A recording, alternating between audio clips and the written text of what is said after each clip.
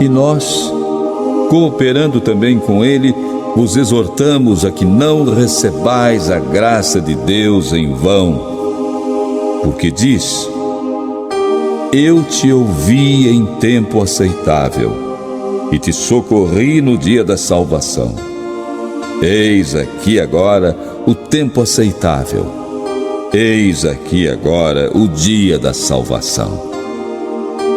Não dando nós escândalo em coisa alguma, para que o nosso ministério não seja censurado.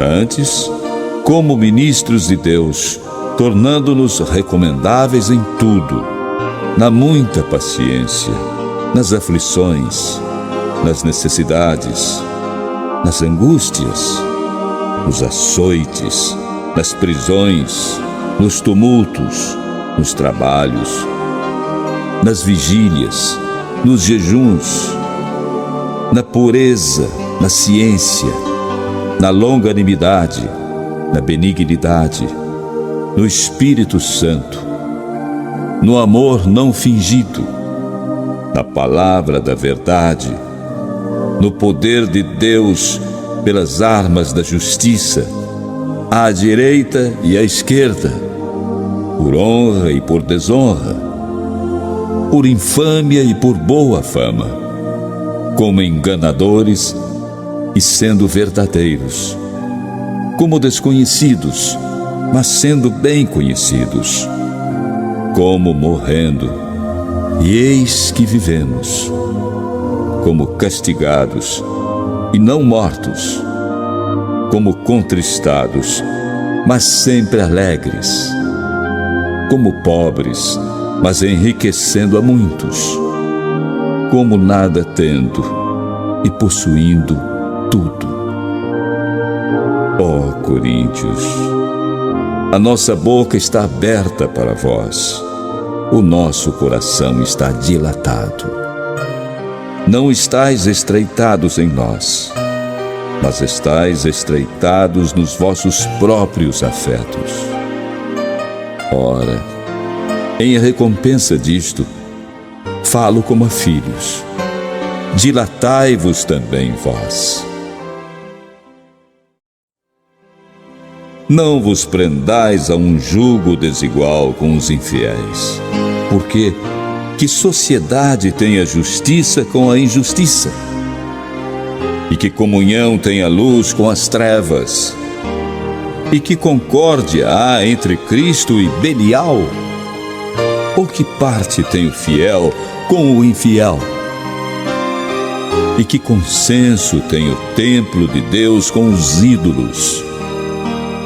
Porque vós sois o templo do Deus vivente, como Deus disse: neles habitarei e entre eles andarei, e eu serei o seu Deus e eles serão o meu povo. Por isso, saí do meio deles e apartai-vos, diz o Senhor, e não toqueis nada imundo, e eu vos receberei, e eu serei para vós pai, e vós sereis para mim filhos e filhas, diz o Senhor Todo-Poderoso. Ora, amados, pois que temos tais promessas, purifiquemo-nos de toda a imundícia da carne e do espírito, aperfeiçoando a santificação no temor de Deus. Recebei-nos em vossos corações. A ninguém agravamos, a ninguém corrompemos, de ninguém buscamos o nosso proveito. Não digo isto para vossa condenação, pois já antes tinha dito que estais em nossos corações para juntamente morrer e viver. Grande é a ousadia da minha fala para convosco, e grande é a minha jactância a respeito de vós. Estou cheio de consolação, transbordo de gozo em todas as nossas tribulações. Porque, mesmo quando chegamos à Macedônia, a nossa carne não teve repouso algum, mas em tudo fomos atribulados. Por fora combates, temores por dentro. Mas Deus, que consola os abatidos, nos consolou com a vinda de Tito.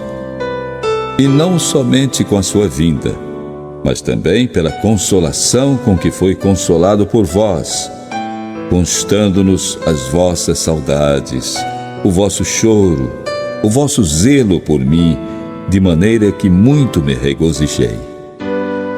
Porquanto, ainda que vos contristei com a minha carta, não me arrependo, embora já me tivesse arrependido por ver que aquela carta vos contristou, ainda que por pouco tempo. Agora folgo, não porque fostes contristados, mas porque fostes contristados para arrependimento. Pois fostes contristados segundo Deus, de maneira que por nós não padecestes dano em coisa alguma. Porque a tristeza, segundo Deus, opera arrependimento para a salvação, da qual ninguém se arrepende. Mas a tristeza do mundo opera a morte. Porque quanto cuidado não produziu isto mesmo em vós, que segundo Deus fostes contristados?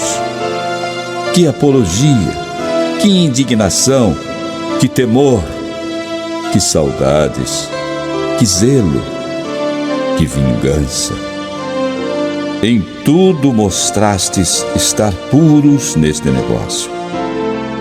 Portanto, ainda que vos escrevi, não foi por causa do que fez o agravo, nem por causa do que sofreu o agravo, mas para que o vosso grande cuidado por nós fosse manifesto diante de Deus.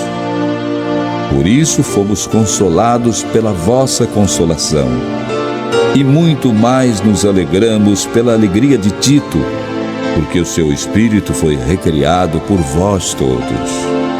Porque, se em alguma coisa me gloriei de vós para com ele, não fiquei envergonhado.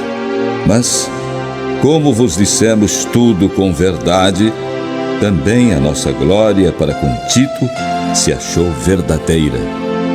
E o seu entranhável afeto para convosco é mais abundante, lembrando-se da obediência de vós todos e de como recebestes com temor e tremor. Regozijo-me de em tudo poder confiar em vós. Também, irmãos, vos fazemos conhecer a graça de Deus dada às igrejas da Macedônia. Como em muita prova de tribulação, houve abundância do seu gozo, e como a sua profunda pobreza abundou em riquezas da sua generosidade. Porque, segundo o seu poder, o que eu mesmo testifico, e ainda acima do seu poder, deram voluntariamente, pedindo-nos com muitos rogos que aceitássemos a graça e a comunicação deste serviço que se fazia para com os santos. E não somente fizeram como nós esperávamos, mas a si mesmos se deram primeiramente ao Senhor, e depois a nós, pela vontade de Deus. De maneira que exortamos a Tito, que assim como antes tinha começado, assim também acabasse esta graça entre vós. Portanto, assim como em tudo abundais em fé, e em palavra, e em ciência, e em toda diligência, e em vosso amor para conosco, assim também abundeis nesta graça. Não digo isto como quem manda, mas para provar, pela diligência dos outros, a sinceridade de vosso amor. Porque já sabeis a graça de nosso Senhor Jesus Cristo, que sendo rico, por amor de vós, se fez pobre, para que pela sua pobreza enriquecesseis. E nisto dou o meu parecer, pois isto convém a vós, que desde o ano passado começastes. E não foi só praticar, mas também querer. Agora, porém, completai também o já começado, para que, assim como houve a prontidão de vontade, haja também o cumprimento, segundo o que tendes. Porque, se há prontidão de vontade, será aceita segundo o que qualquer tem, e não segundo o que não tem. Mas não digo isto para que os outros tenham alívio e vós opressão, mas para a igualdade. Neste tempo presente, a vossa abundância supra a falta dos outros, para que também a sua abundância supra a vossa falta, e haja igualdade. Como está escrito: o que muito colheu não teve de mais, e o que pouco não teve de menos.